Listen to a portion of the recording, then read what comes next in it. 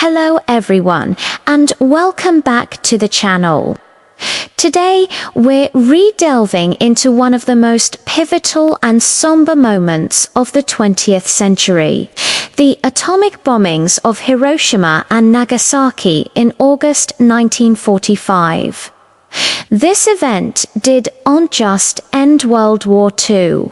It forever altered our world, ushering in the nuclear age and posing profound questions about warfare, morality, and humanity's future that we still grapple with today.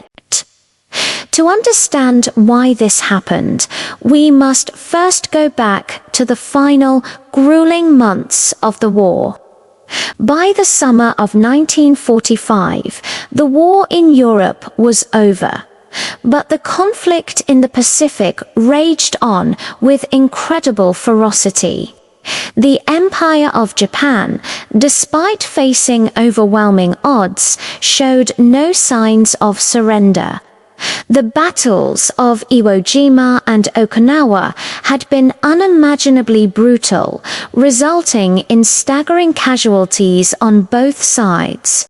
US military planners looking at these battles projected that a full-scale invasion of the Japanese mainland, codenamed Operation Downfall, could cost hundreds of thousands, perhaps even over 1 million Allied lives and millions of Japanese lives.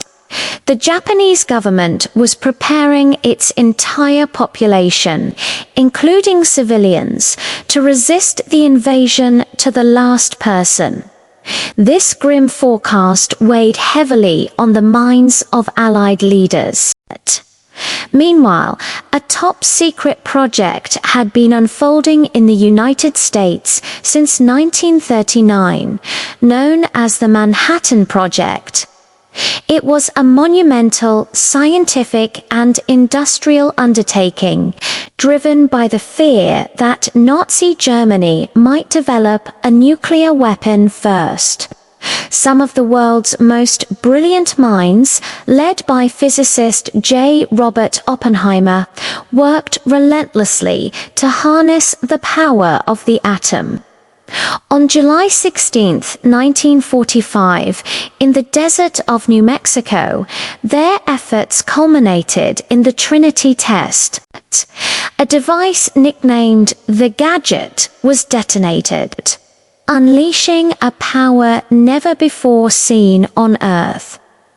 The test was a terrifying success.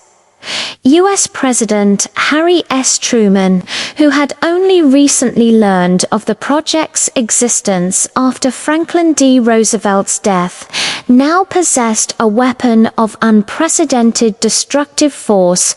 With the success of the Trinity test, President Truman faced a monumental decision. The Potsdam Declaration, issued on July 26, 1945, called for Japan's unconditional surrender, warning of prompt and utter destruction if they refused. The Japanese government, however, gave no official, positive response.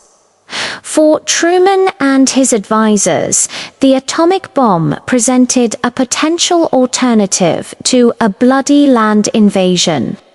They believed it could shock the Japanese leadership into surrendering, thereby saving countless Allied lives and ending the war swiftly. The decision was complex, involving military strategy, political calculations, and moral considerations that are still intensely debated by historians to this day. The chosen targets were cities that had significant military and industrial value and had been largely spared from conventional bombing to clearly demonstrate the new weapon's power. On the morning of August 6, 1945, the American B-29 bomber, the Enola Gay, flew over Hiroshima. At 8:15 a.m., it released a single bomb, codenamed Little Boy. The bomb detonated about 2,000 feet above the city's center. In an instant, a blinding flash of light and a wave of intense heat, hotter than the surface of the sun, vaporized everything near the hypocenter. A monstrous mushroom cloud billowed miles into the sky. The ensuing shockwave and firestorm flattened nearly the entire city. Buildings were turned to dust, and the city was engulfed in flames. It's estimated that between 70,000 and 80,000 people were killed instantly. The horror was unimaginable. Survivors, known as hibakusha, suffered from horrific burns and the invisible, long-lasting effects of radiation sickness. Even after the devastation of Hiroshima, the Japanese government remained divided and did not surrender. This lack of immediate capitulation led the United States to proceed with a second bombing. On August 9th, just 3 days later, another B-29 boxcar was dispatched, with the primary target being the city of Kokura.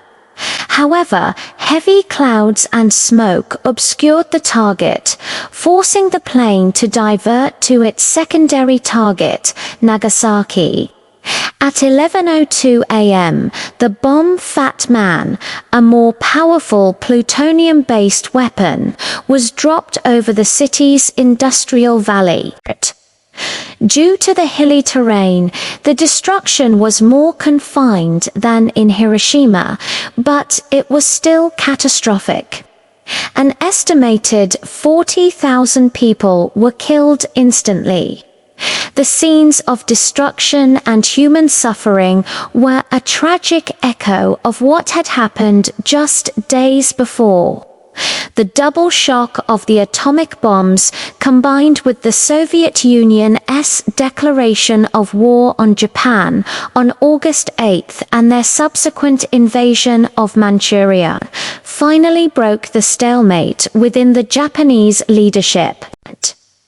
On August 15, 1945, Emperor Hirohito addressed the nation by radio for the first time ever, announcing Japan's surrender.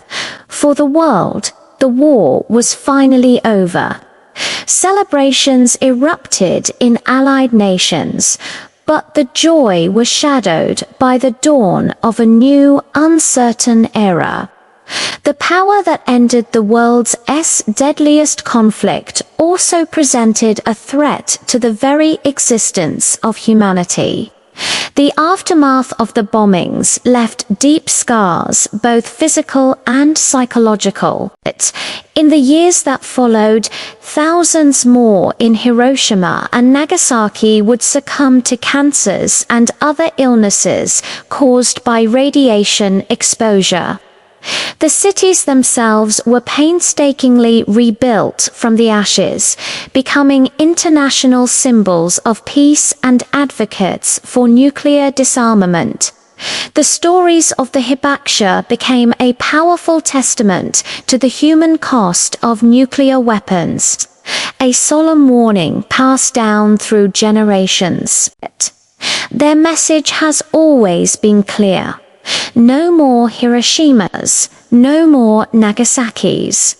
Today, the bombings of Hiroshima and Nagasaki remain a subject of intense debate and reflection. Was it a necessary evil to end a terrible war and save lives, as President Truman and his supporters argued? Or was it an unnecessary act, as some critics contend that Japan was already on the verge of collapse? There are no easy answers. What is undeniable is that the events of August 1945 fundamentally changed the course of history. They ushered in the Cold War, a period of geopolitical tension defined by nuclear standoff. where the threat of mutual assured destruction kept a fragile peace.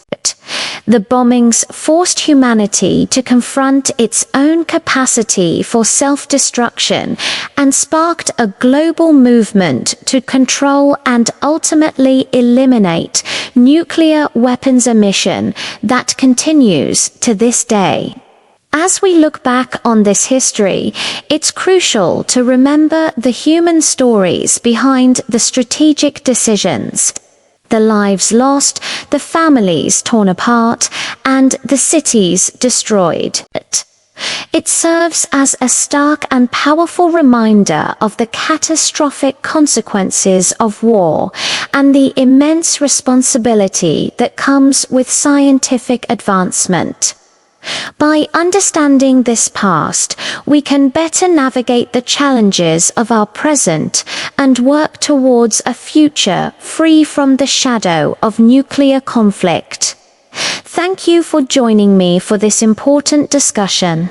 If you found this video informative, please give it a like. And consider subscribing to the channel for more deep dives into history. We'll see you in the next one.